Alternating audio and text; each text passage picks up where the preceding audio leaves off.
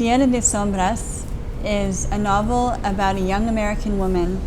She's in her 20s, and she comes to the mysterious country of Bulgaria, which she doesn't know very much about. And in this country, she's been there for only an hour when she finds herself in very serious trouble. So she helps an elderly couple into their taxi cab, and she accidentally keeps a piece of their baggage.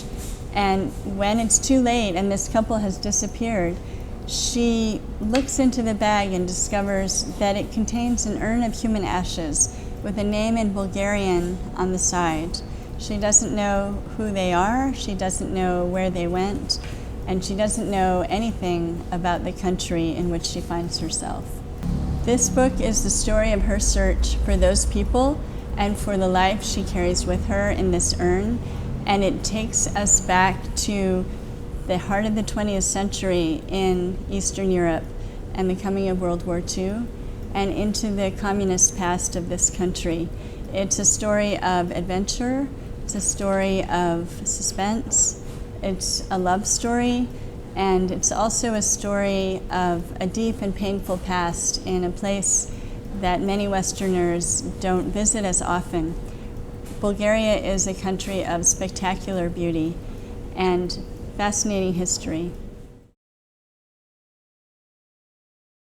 The title of this book, Tierra de Sombras, or The Shadowland in English, has a special relation to many parts of the story. One of them is that this young woman, Alexandra Boyd, who comes to Bulgaria, is carrying with her a shadowland of tragedy from her own past. Another meaning is the shadowland that is history in every country with its dark secrets. And finally, the shadowland is the land that the main character experiences in the heart of the book, the character who has ended up in this urn. And it's about the shadowland he lives through in his own life.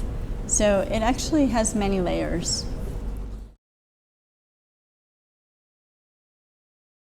When I started writing Tierra de Sombras, I knew a lot about Bulgaria because I've been going there for 28 years.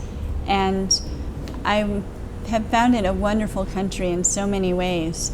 I didn't start out to expose something in history, but the more I did research, the more I thought about what my character might have experienced over this period in the 20th century, the more I realized I was dealing with some very painful real history. And I did pursue that, and I did learn a lot about it. It has been an amazing experience to talk with Bulgarian people, to read their stories.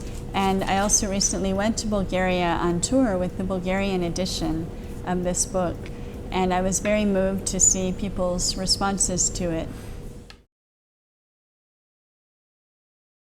There are a few elements of magic in this novel, and one of them is that some of the older people in the novel who tell their stories and help to uncover a mystery about the Bulgarian character's life, some of those people are very, very old, and in fact, one of them, for example, believes that she remembers the late 19th century, although this is 2008. So in Bulgaria, in Eastern Europe, you do encounter some strange stories. There is a wonderful tradition of folklore and magic and fairy tales, and you'll find even actually a folk tale buried at the heart of this story. Some of the characters in this novel speak with their own voices. They speak in first person and they tell stories. And actually some of my experience of Bulgaria is that people are often wonderful storytellers. So I wanted to bring a little bit of that into the book.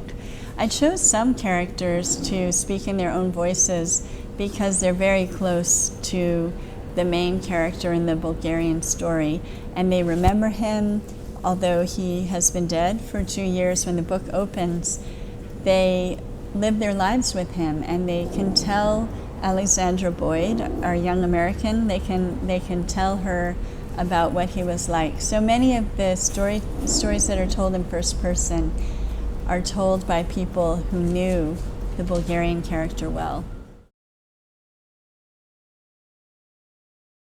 I think the arts are something we live for. They're something that brings light and explanation, and through which we process our lives, and also comfort sometimes in really hard times.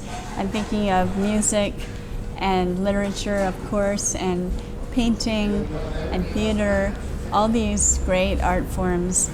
In this novel, the Bulgarian main character is a very talented musician, and he uses his love of music and his dedication to music to survive some of the worst kinds of experiences a human being can have at the hands of other human beings.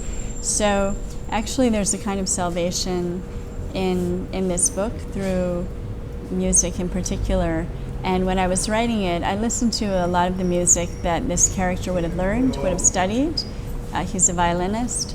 And so I always read this book, reread it with a kind of a soundtrack of great music.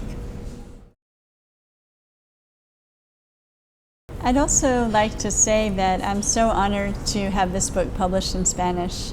It's a very beautiful production from Urano. You can see it's beautiful to look at, it's beautifully translated, and being published in Spanish has been one of the most wonderful parts of my life as an American author. So I'm really grateful for this, and I'm also thrilled about it.